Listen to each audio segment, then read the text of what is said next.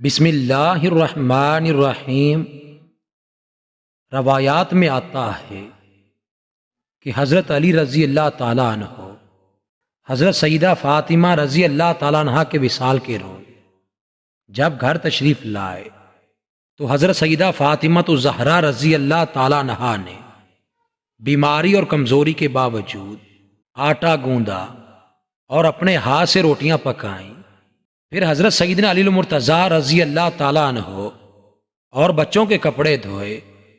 حضرت علی المرتضیٰ نے فرمایا، فاطمہ، میں نے تمہیں کبھی دو کام اکٹھے کرتے نہیں دیکھا، آج تم کام اکٹھے کر رہی ہو۔ حضرت سیدہ فاطمہ الزہرا رضی اللہ تعالیٰ عنہ نے فرمایا، میں نے رات خواب میں اپنے والد بزرگوار حضور نبی کریم صلی اللہ علیہ وآلہ وسلم کو دیکھا۔ آپ صلی اللہ علیہ وآلہ وسلم میرے منتظر تھے۔ میں نے عرض کیا، میری جان آپ کی جدائی میں نکل رہی ہے۔ آپ صلی اللہ علیہ وآلہ وسلم نے فرمایا کہ فاطمہ، میں بھی تمہارا انتظار کر رہا ہوں۔ بس اس خواب کے بعد میں نے جان لیا کہ میرا اس دنیا میں یہ آخری دن ہے اور میں اب اس دنیا سے پردہ فرمانے والی ہوں۔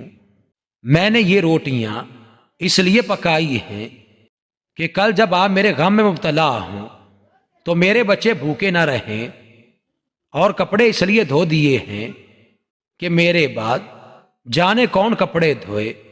حضرت علی رضی اللہ تعالیٰ عنہ نے جب حضرت سیدہ فاطمہ الزہرا کی باتیں سنی تو آپ کی آنکھوں سے آنسو جاری ہو گئے۔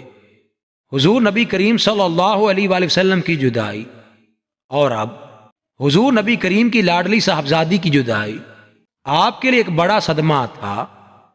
حضرت سیدہ فاطمہ الزہرا نے جب آپ کی کیفیت دیکھی تو فرمایا، آپ غم نہ کریں، اور جیسے آپ نے پہلے صبر کیا آپ بھی صبر کیجئے، بے شک اللہ تعالی صبر کرنے والوں کے ساتھ۔